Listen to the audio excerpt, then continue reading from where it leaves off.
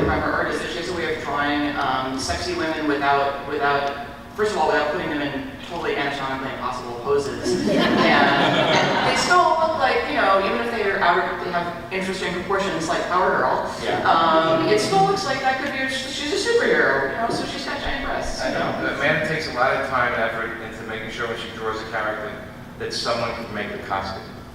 She's like, because she said she got Power Girl and she put seams on. You know, she did all these things right away. She said, you know what, nobody can wear that costume as is, so I'm going to change it subtly, and nobody's going to notice. And she did that even with Hollywood. She changed it and put all the, she put the skating gear on, the kneecaps and the shoulder pads, because she said if she's running around, she should, you know, protect these parts of her. And you know, this is similar to what we were talking about with characters that we enjoy as fictional characters. She draws them like they're people, even if they're super heroic, you know, like heroically proportioned people. She draws them like people.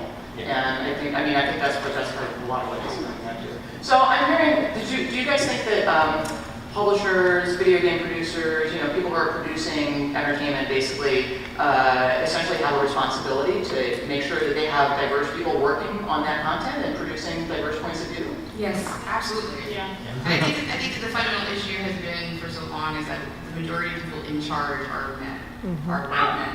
And I think that the more people that you get that are not white men in charge.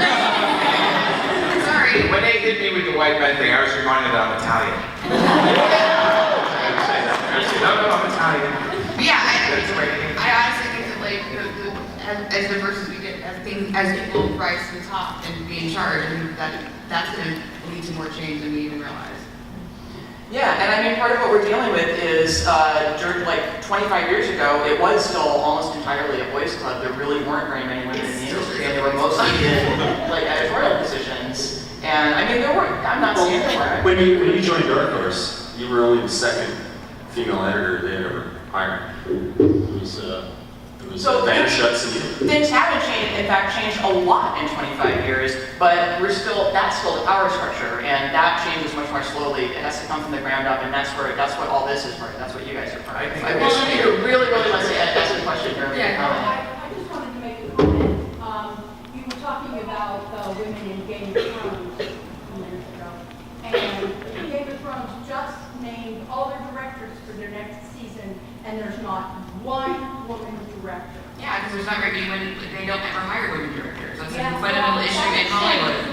Yeah. Because the women are so, I think, very well written on this show, and very clever. They are. And yet, And they exist. Yeah, they're out there. It's like I say, like people that are in charge are thinking about people that they know, and they happen to know a lot of male directors. And it's very, especially in that business, female directors are never thought about. Can I brag for a second? No, brag for 1 second. Yeah, go. Brag and then we're going to move I'm going to brag for 1 second because I wrote a Painkiller Jane screenplay, and they just announced it yesterday that Jen and Sylvia Sasko are directing it, and they're two sisters, they're twins, and they're going to be directing Jane. And like when they approached me, they read the screenplay and they went nuts, and I said, these are who I want to do this. They did a movie called American Mary, and they're promoting See No Evil today. I think See No Evil 2. But they're twin directors, and they're awesome. Directing was not something that I even thought I could do.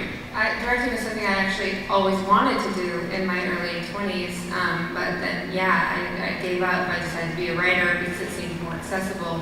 But I did want to say something about, in terms of movies, and something that is bothering me and has been bothering me about the last X-Men movie is that, as we all know, that movie should not have been about Wolverine going into the past. It should have been about Kitty Pryde and Shadowcat.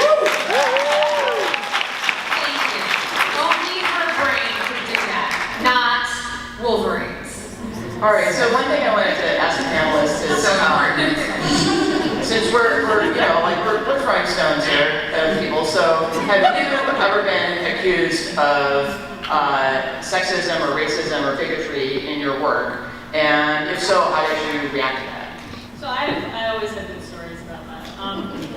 So I'm a huge fan of character design and costume design, that sort of thing, and I love non-Western costume design. And at a certain point, I decided to draw, this was a couple years ago, early days on Tumblr, I decided to do an Indian steampunk design.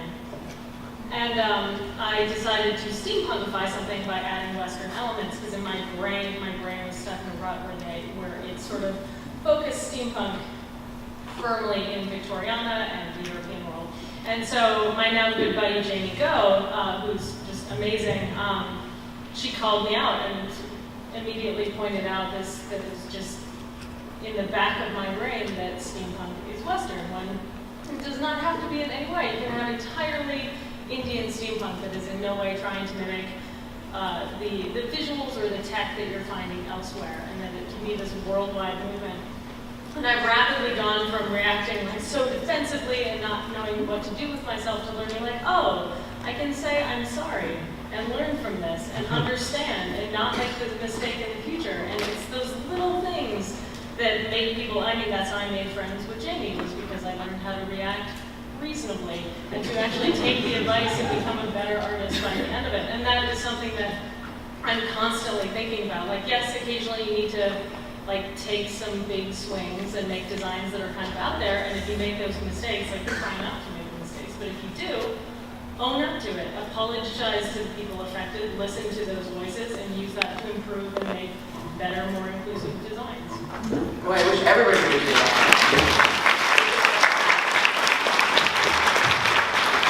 I have a 10-year-old daughter, and it's very hard to refrain from falling into that pattern that we were all trained to fall into.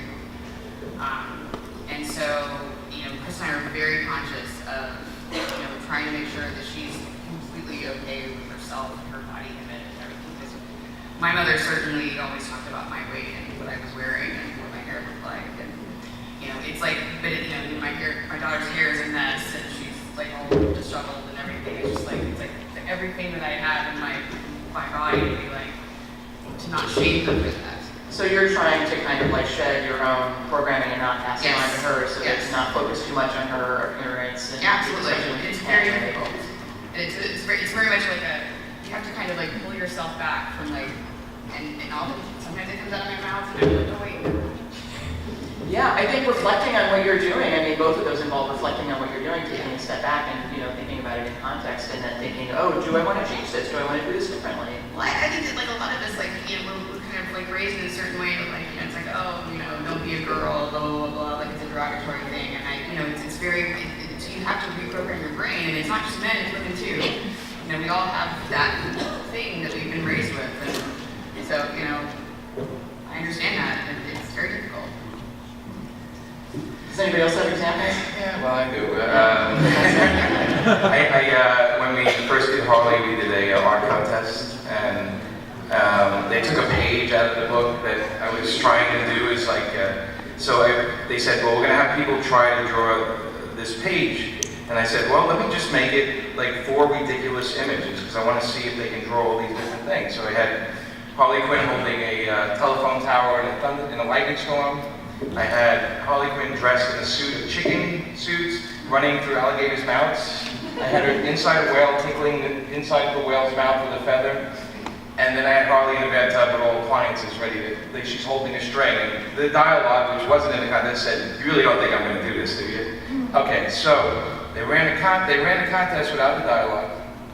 So, and then I started getting attacked saying, you and Amanda are promoting sexy suicide. I remember this, I got mad. Yes, and I was like, wait, sexy suicide? So I was at a con, I didn't know this was going on, and nobody mentioned it to me. I get home, and I see these people telling me, I hope someone in your family kills themselves. I had a female group tell me that we're going to get you out of business. All these emails. And I was like, wait a minute, what the hell is this about? So I went back and looked at it, and I'm like, oh, because I said she's naked in the bathtub. Because it was a note for an artist, don't put her in a suit. I want her taking a bath. And of course, there'd be bubbles around.